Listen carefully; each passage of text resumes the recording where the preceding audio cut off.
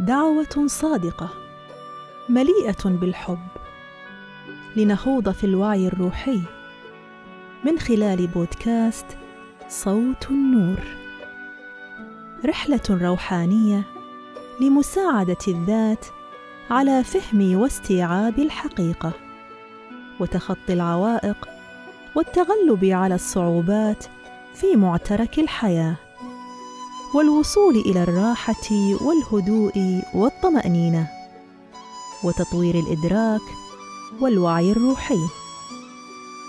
لذا تعالوا معي في هذه الرحلة الروحية والاستماع لهذا الصوت لترقوا بوعيكم.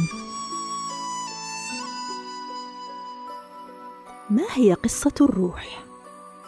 عندما تمر الروح بتحور أو تغيير، تبدأ بعدها الحياة بمنحك مكافآت جميلة، مثل زيادة مستويات السعادة وعقل مليء بالسلام والكثير من القوة الروحية ونقاء الأفكار والكلمات والأفعال. تبدأ الحياة في التغير، حيث لم تعد المواقف تؤذي وعيك أو تعطيك نفس القدر من الحزن كما كان من قبل.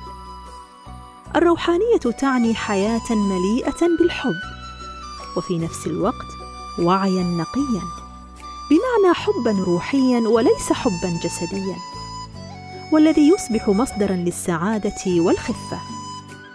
يجلب الحب النقي وغير الجسدي التحرر من حياة غير مستقرة، يكون فيها أحياناً الكثير من الفرح ولكن دون أمان.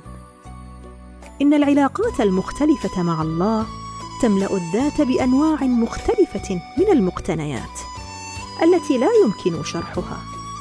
في الوقت نفسه تمنحك هذه التجارب المختلفة مع الله الكثير من التحقق ومشاركة هذه الإنجازات مع الآخرين، وجلب الآخرين معك في رحلة الفرح الروحي.